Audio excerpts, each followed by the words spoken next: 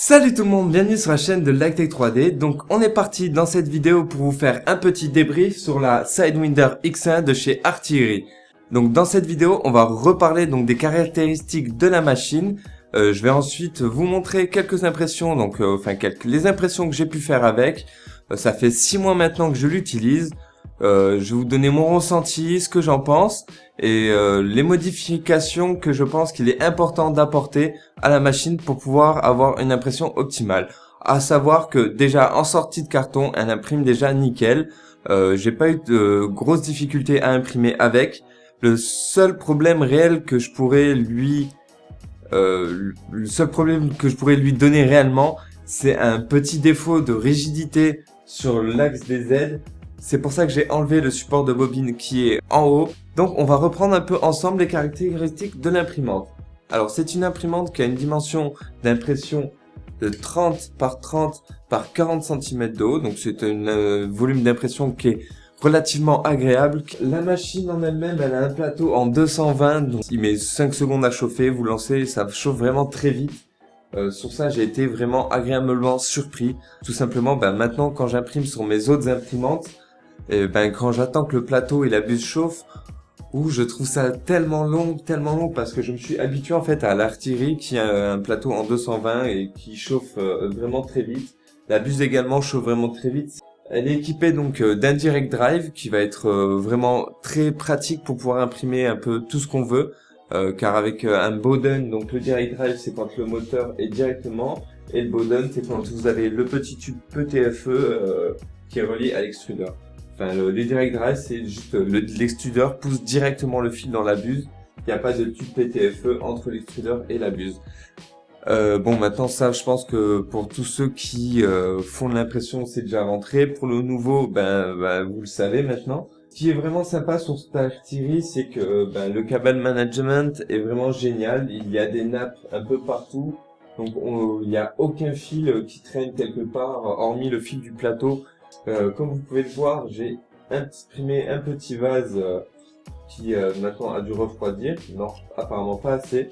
Donc ça va me permettre de vous parler du plateau. Donc c'est un plateau dit ultra base, c'est-à-dire que quand il est chaud, l'impression colle du tonnerre, il n'y a pas de souci. J'ai jamais eu de problème de décollement de couche, de warping, de quoi que ce soit. Et pour décoller l'impression, faut attendre qu'il soit totalement refroidi. Il est strictement déconseillé, totalement déconseillé d'utiliser une spatule comme ça pour défaire les impressions. Vous allez tuer votre plateau. La plus simple des solutions pour décoller votre impression du plateau, c'est d'attendre qu'il refroidisse et elle se décollera toute seule. Si vous n'arrivez pas à décoller votre impression alors que le plateau est froid, cela provient du réglage de la hauteur de la buse avec votre plateau. Vous devez refaire le réglage avec la feuille. Tout simplement parce que c'est-à-dire que les couches sont trop collées au plateau et c'est pas bon, ça va vous engendrer pas mal de problèmes de qualité d'impression. Alors ce que je vous conseille, c'est de bien faire la calibration de votre plateau. Le débrief donc du coup de l'imprimante. Ce que j'en pense, qu'est-ce que je pourrais en dire. Alors comme je vous ai dit, j'ai pas grand-chose à lui reprocher, mis à part un petit défaut de rigidité au niveau de l'axe des aides, mais c'est facilement réglable. J'ai vu avec des gens sur les groupes Facebook justement, j'ai vu pas mal de monde rajouter des petites je sais pas comment ça s'appelle, des petites tiges de renfort derrière avec des impressions 3D pour tout fixer. Apparemment ça marche vraiment très bien, donc c'est un projet que je vais sans doute me mettre à faire dans pas longtemps. Alors comme je vous ai dit, les modifications que j'ai fait, moi, c'est enlever le support de bobine de là-haut parce que ça m'engendrait pas mal de petits défauts d'impression. J'ai également flashé le firmware de l'imprimante pour une simple question d'interface parce que je préférais l'interface que me proposait le flashage plutôt que l'interface d'origine. Après ça c'est un choix. Si vous êtes débutant en impression 3D, je vous conseille de rester avec le flashage d'origine. Enfin, je vous conseille de rester avec le firmware d'origine, de bien vous faire la main sur l'impression 3D, sur l'imprimante comme ça d'origine. Et si jamais vous voulez flasher votre imprimante plus tard, et dans ce cas, flashez votre imprimante. Comme je vous ai dit, n'hésitez pas à me demander si vous voulez un petit tuto pour comment flasher l'imprimante. C'est pas très compliqué, mais il y a 2-3 trucs à savoir. si ça vous dit, n'hésitez pas à marquer dans les commentaires ce que vous en pensez. Alors moi je vais vous laisser avec des petites 2-3 exemples d'impression 3D que j'ai fait avec cette machine.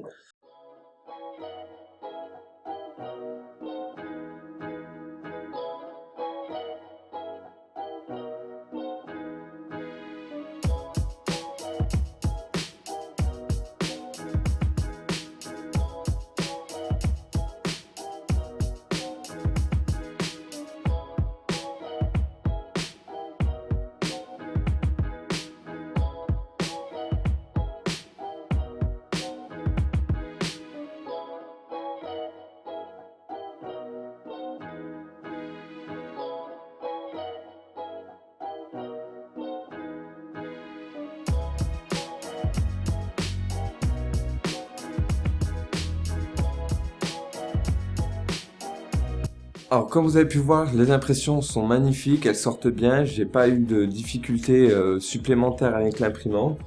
Donc là, ça a dû refroidir, hop, on tire un peu, vous voyez, ça se décolle pratiquement tout seul. Et on peut voir que l'impression est nickel, j'ai pas eu de difficulté particulière au niveau de l'impression. Hop, donc je vais vous montrer ça.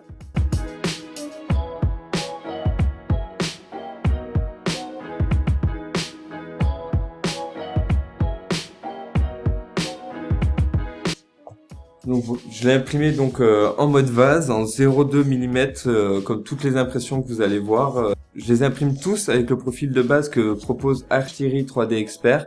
C'est le revendeur français avec lequel j'ai reçu la machine. J'ai essayé le profil d'Artillery normal et le profil d'Artillery 3D Expert. Le profil de Artillery 3D Expert est beaucoup plus abouti que celui d'origine.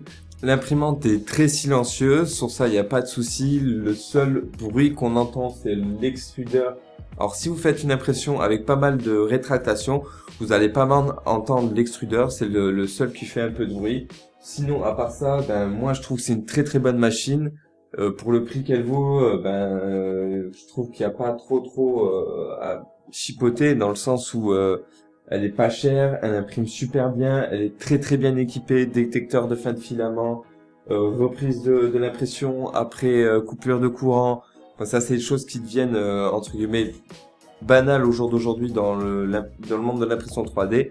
Mais quand j'ai commencé, il n'y avait pas tout ça du tout dans l'impression 3D. Moi j'ai commencé avec celle-ci qui est une Creality V1, Creality CR10, la première version qui est.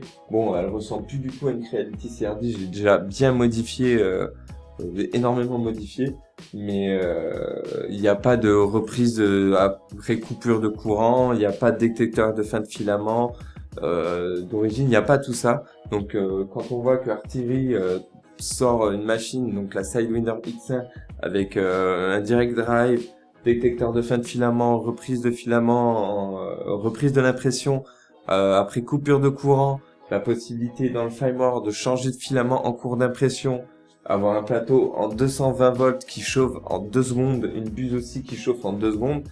L'évolution de l'impression 3D est tellement folle qu'elle ne s'arrête jamais, elle évolue tous les jours. Et c'est ça qui me plaît énormément dans le monde de l'impression 3D, c'est cette évolution, ce partage qu'ont tous les makers. Quand on voit toutes ces banques de données, de fichiers 3D proposés, que ce soit payant ou gratuitement, c'est juste fou. Il y a une vraie communauté qui s'est créée autour de l'impression 3D. On l'a pu le voir, la force de cette communauté de makers d'impression 3D pendant le Covid, qui nous a, je sais pas, pendant le Covid, qu'on a fait des masques, on a fait des embouts de respirateurs. On voit qu'il y a beaucoup de choses qui ont été faites pendant le Covid par les makers. Donc on voit que l'impression 3D commence à avoir une place importante dans notre société et ça c'est vraiment génial. Donc pour moi le débrief de la Sidewinder X1 de chez Artillery 3D Expert c'est terminé. Je vous remercie énormément d'avoir regardé cette vidéo. N'hésitez pas à vous abonner juste en bas, là, vous cliquez sur le bouton abonner et sur la cloche des notifications pour être notifié à chaque vidéo qui sort tout simplement. Moi je vous kiffe à tous, je vous souhaite à tous de passer une très bonne journée, une très bonne année et je vous dis à la prochaine, à plus.